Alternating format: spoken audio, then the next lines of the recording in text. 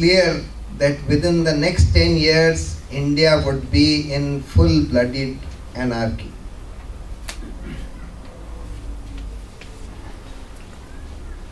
The Prime Minister talks about this Maoist problem as the single biggest internal security threat to the country. Who has created this threat? Why has it been created? It's the very policies of this government which has created this Maoist movement, or which is fueling the Maoist movement. When you adopt policies by which, in order to fill the coffers of these large corporations, you give them all these mining leases, as they have been doing rampantly, and these mining areas or the mineral deposits are in forest areas where the Adivasis live, and you forcibly displace these Adivasis, and when they resist peacefully, they resist their displacement peacefully, you use the police and the paramilitary forces on them, and then you leave them with only two choices. Either they move away and die of starvation, because that's the only way of life that they have known, and then inevitably some of them will pick up arms and fight. And when they see that the Maoists are waging a successful fight, many of them have joined the Maoists. So therefore, and gradually they have become a significant presence in more and more states in the country. They occupy or they control significant parts of the country. There are also a very large number of other disgruntled people, especially farmers. 250,000 farmers in India have committed suicide in the last 15 years. Something which has never happened in history before. 49% children in India are chronically malnourished. They don't even get 2 square meals a day. And this percentage, not just the absolute number, this percentage of malnourished children has been increasing precisely during the time when growth rates have been going up. So, when you are adopting policies by which, in order to achieve the high growth rates and more corporate profits, you are taking away from the poorest people in the country whatever little they have in terms of land, water and natural resources, this is what will happen. And that is why India is continuously falling down among countries in the Human Development Index, which measure the well-being of people on real indices like access to food, water, health, education, etc. So therefore, India is certainly in very dire straits. But while it is in dire straits, the silver lining in the cloud is that there is a very vibrant civil society movement in the country.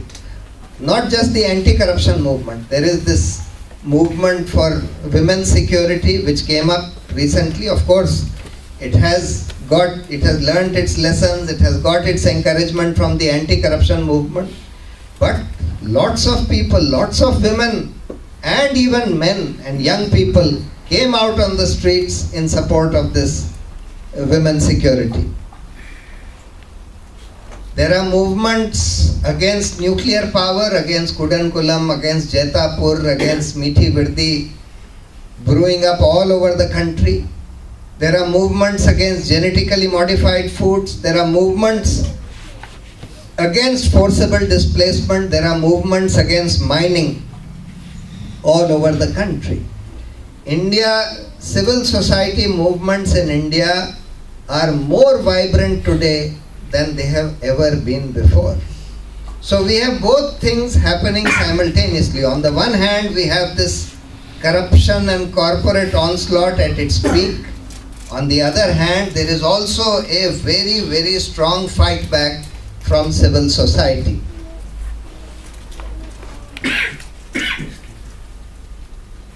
The Aam Aadmi Party was created to bring about a political revolution in this country, to change the very nature of democracy, to change the very nature and structure of the institutions of governance.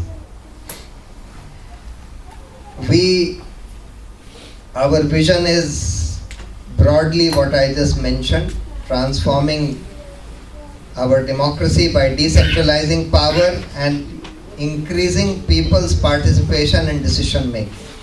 Apart from that, having several fundamental electoral reforms like right to recall, right to reject, reducing the role of money power in elections, proportional representation, etc., and also fundamental reforms in the institutions of governance. We have just set up our policy making committees. There are some 40 different committees that have been made on all kinds of important issues facing the country. These policy groups would be deliberating over the next 3 months, and at the end of 3 months we hope to have a kind of policy manifesto of the party, which will spell out our policy on many other issues quite apart from. However, we do not at all stand for this kind of sectarian and communal politics that parties like the BJP or the Congress have been engaged in. And in fact, one of the things that Arvind Kejriwal does at the end of every speech is that he asks people to take 3 pledges. First, that they will vote in the next election. Second, that they will not vote on the basis of communal or casteist or any other sectarian consideration. And third, that they will not vote on the basis of any inducements offered to them by these political parties, etc. So, we are totally opposed to any kind of communal or sectarian politics.